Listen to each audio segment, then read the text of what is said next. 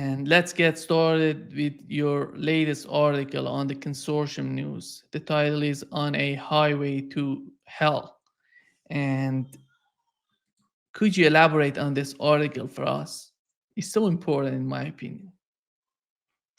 Well, basically, the article expands on a New York Times reporting by David Sanger that the Biden administration in March of this year signed off on what's known as the president's nuclear employment guidance. It's a document not too many Americans are familiar with. Many Americans are familiar with the Nuclear Posture Review. It's a much more publicly discussed document. And the Biden administration published its Nuclear Posture Review in 2022. The nuclear employment guidance is generally only issued when there's been a change of significance in the Nuclear Posture Review or in circumstances that requires America to rethink its nuclear war planning. Employment means how we use our nuclear weapons. Now, this is just guidance. Once this has been reported to Congress, the guidance is sent to the Secretary of Defense, who then puts forward the Secretary of Defense nuclear employment guidance, which is the plan. He's telling the warfighters, this is how we will use our nuclear weapons when called upon to do so. As you can imagine, this is an extraordinarily sensitive document. According to the New York Times, no electronic copies exist. There's only a handful of hard copies, and they're very tightly controlled. What's important about this is to, again, put it into context. Right now, the United States is capped to the number of nuclear weapons we can deploy by the New START treaty. That's a bilateral treaty between the United States and Russia. The treaty was written when, it was, in 2010, the continuation of treaties that went back to 1991, the original START treaty. When the United States and then the Soviet Union and later Russia had a near monopoly on strategic nuclear weapons in the tens of thousands. We've since then reduced them. I think the Russians have around 6,000 warheads in their arsenal. We have a little over 5,000, but the treaty says you can only have 1,550 deployed warheads. That is warheads that are ready to be used in a time of war. So the nuclear employment guidance and the nuclear employment plan that the United States has to go to war in nuclear weapons makes use of these deployed weapons. That means that each weapon doesn't exist just to exist. It exists because there's a target out there waiting for it to hit in time of war, accordance to whatever scenario presents itself. That is the war plan. Right now, the vast majority of these weapons are earmarked for a war with Russia. Why? Well, because the primary purpose of these weapons is deterrence.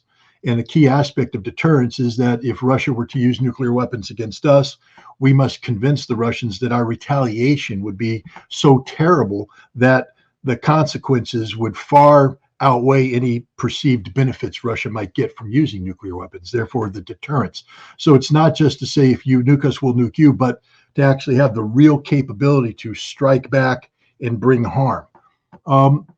We, of course, have reserved nuclear weapons for other contingencies. I mean, we can speculate on what those might be. An Iranian contingency, where if we were, for instance, to take out the Firdos nuclear enrichment plant, it's underground. Conventional bunker busters won't work. We'll probably need to use one of the newly modified B-61 gravity bombs that'll come in, or maybe something else. North Korea, I'm sure, has a nuclear employment plan attached to it. So does China. Perhaps India, perhaps Pakistan in the case of an emergency. Who knows? We might even have a war plan against Israel. We plan for everything. But the number of warheads allocated to these contingencies previously has been minimal. But what's happened since the Biden administration came into power is we've been provoking China over the issue of Taiwan, over the South China Sea. And as a result, we now have to consider the real possibility, some would even say probability, of a full-scale war with China. Now, from the Chinese perspective, because they have to consider the same thing, they have to take into account that they may have conventional either parity or supremacy superiority in a fight, meaning they'll win a stand-up conventional fight against the United States, which then could prompt the United States to go nuclear. And if the United States is going to go nuclear, one of the things the United States may seek to do is preempt China's ability to strike back at the United States. China currently has a force of a couple hundred strategic nuclear warheads assigned to liquid fuel missiles. The warheads are detached. The missiles are there, but they'd have to be fueled. By the time we detected them fueling, we could strike them, take them out, and China no longer has a nuclear deterrent. So what the Chinese have done is they've sought to modernize and expand their strategic nuclear capabilities. They've built around 360 missile silos spread out in the deserts of Western China. And in those silos, they're deploying what's known as a DF-41. It's a solid rocket. That means it fires instantly. There's no refuel. There's no fueling time. With 10 multiple warheads, independently targetable warheads. That means that each missile that takes off can hit 10 targets. And you have to have 100 of those missiles, you can hit 1,000 targets. Now China's in a place to compete as a peer against the United States. But here's the problem. We have a war plan for Russia to take out about 1,500 Russian warheads. We now have to factor in the potential between 1,000 and 1,500 Chinese warheads. We don't have sufficient forces to do that, especially if we're allocating everything to Russia. So a new nuclear employment plan has to be put in place. And this plan includes not just how we plan on using, where we allocate these warheads, because trust me, a significant number are going to have to be reallocated from Russia to China. That means we have less warheads to deal with the Russian problem. Now, in the past, we may have over-targeted a Russian system, saying that we're going to fire, 3-4 missiles at it to take it out. Now we have to go in with less redundancy. And in that case, we might have to change the operational parameters, meaning rather than wait into a tit-for-tat exchange, preemption may have to become part of our strategy. We may have to be forward-leaning, that if we plan on using nuclear weapons against Russia, we may have to preempt a Russian response so that we can take out more of their weapons up front, and not have to worry about holding back weapons for a second strike or something of that nature. So now we go to China. And again, our policy towards China will probably be preemption because we have not enough weapons. The point is, this nuclear employment plan makes the possibility of nuclear war greater, not less. It, I believe, embraces or leans towards a doctrine of nuclear preemption. That is, if we feel the adversary is getting ready to do something, rather than wait for it to happen, we're going to preempt it because we don't have sufficient warheads. Which means also now that the New START Treaty, which expires in February 2026, there's not a snowball's chance in hell it's going to be kept alive. Why? Because we need more warheads. So we're going to let that treaty lapse. And we've already been told by the Biden administration that they plan on increasing the number of warheads without limitation, meaning that the cap will be what we deem necessary to fight nuclear war on multiple fronts. This triggers an arms race because China and Russia are going to be looking at that too, and they're going to respond in kind. And so now we're going to be increasing the nuclear arsenals on all parties, while the threshold for the use of nuclear weapons has been lowered precipitously. Russia has just announced that it has rethought its nuclear doctrine. Previously, their doctrine was premised on, if you attack us with nukes, we respond. Or if you attack us with a combination of non-nuclear and nuclear power, or just non-nuclear that threatens the existential survival of Russia, we respond. But because the United States has changed the game using Ukraine as a proxy of the West to carry out strategic strikes inside Russia, the Russians have now had to say, how do we deter that? And you deter that by lowering the threshold even further and talk about preemption. So I think the Russians have probably adopted their own policy of nuclear preemption, which means that if they feel that the collective West, either directly or indirectly through a proxy, is ready to carry out strategic deep strikes into Russia that threaten command and control, strategic communications, nuclear, that the Russians will preempt that, either non-nuclear or nuclear. Wow, there we are on the threshold of thermonuclear war as we speak. This is happening right now. That's why I call it a highway to hell, because there's no off-ramp. There's literally no off-ramp. Where no one's talking arms control. There is no discussion of disarmament. There is no discussion of getting the New START Treaty back alive. There is no discussion of entering arms control discussions with the Chinese. Nothing. All we're talking about is an arms race. And here's the thing: deterrence strategy. We've survived since World War II. Nobody's used a nuclear weapon because of nuclear deterrence. It's still a dangerous strategy, but the concept is, I won't use them if you don't use them. But what we've gone with this new nuclear employment plan is from deterrence to warfighting. And the second you move away from deterrence and accept nuclear weapons as a component of your warfighting plans, that means that somewhere out there, there's a scenario where you're going to use nuclear weapons preemptively. And given the tensions that exist in the world today, it's just a matter of time till that scenario manifests itself and we find ourselves in a full-scale nuclear war.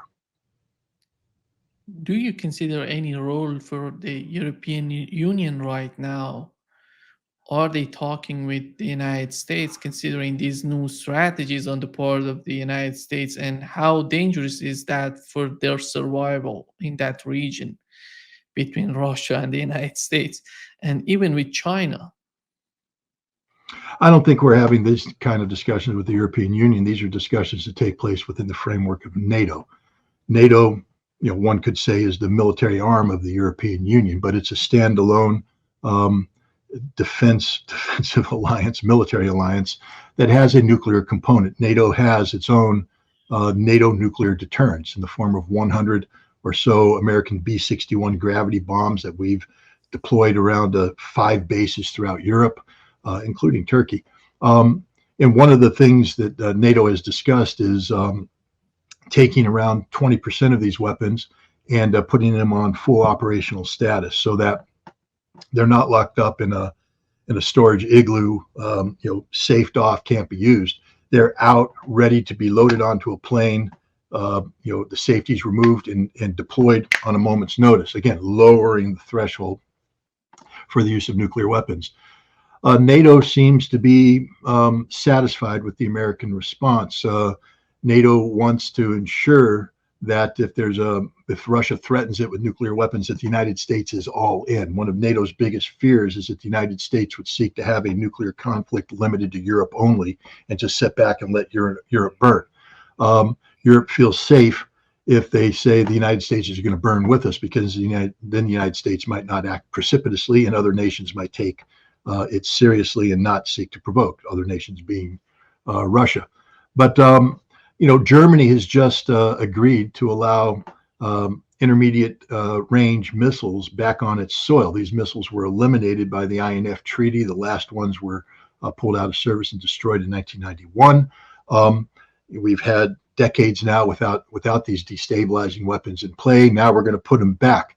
Again, what I talked about, if Russia has a forward-leaning doctrine of preemption and we have a doctrine of preemption, now we deploy intermediate range missiles. Remember, the Russians talk about, a range of threats, nuclear and non-nuclear, to their command and control, etc. If you have the Dark Eagle hypersonic missile, even if it doesn't have a nuclear warhead, deployed in Germany, in 7 minutes after launch, it can hit Moscow, taking out Russian leadership. That's the same as a nuclear threat. And if Russia detects that those missiles are getting ready to launch, Russia will preempt with nuclear weapons. This is an extraordinarily destabilizing move, and NATO seems to be okay with it. One would like to believe that the German people would reenact what their forefathers did back in 1981 and take to the streets. 400,000 went to Bonn in 1981. Hundreds of thousands took to the streets in 1982, helping lead to the fall of the government of Helmut Schmidt in 1983.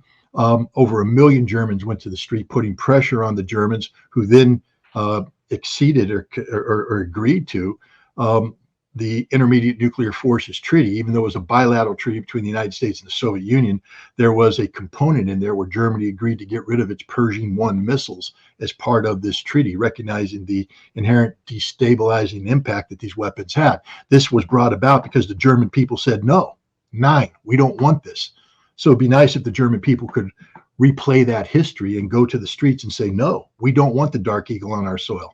And maybe that could begin a process of reevaluation by Germany, by NATO, by Russia, by the United States about the dangerous escalatory measures that have been taken, and find a way through diplomacy, arms control discussions to pull back and bring these weapons under control. We don't need or want an arms race. We can't afford it, and the consequences will be fatal. When it comes to Germany right now, with the rise of the AfD, Alternative for Deutschland, right now, and we have learned that a far left candidate in Germany as well is against the conflict in Ukraine, against sending more weapons to Ukraine. They don't consider this policy as beneficial for their country. But do you think they're going to change their policy, that they may decide that we don't need these missiles on the German soil? Well, right now we can't rely on either the Alternative for Deutschland or this new Sarah. I can't pronounce her last name. I apologize to her. But basically, she's a noted left-wing politician who broke away from the left party this year to run because she doesn't agree with their policies. So we have sort of the far left and the far right, both saying that support for the war in Ukraine is wrong. That Germany would be better off with better relations with Russia. And they're both anti-immigration and they're both Eurosceptic. So but the thing is, when you bring them together, I think, they just had regional elections in Saxony and Thuringia, two eastern states in Germany, part of the former East Europe, where there's a lot of resentment to the West about unification, how it's happened. The economy's not clicking the way it wants, and they don't view Russia the same way that I think the propagandized Western part of Germany does. So, for instance, in Thuringia, the Alternative for Deutschland, AfD, came in first place. They won. They won the most votes. In Saxony, they came in a close second place.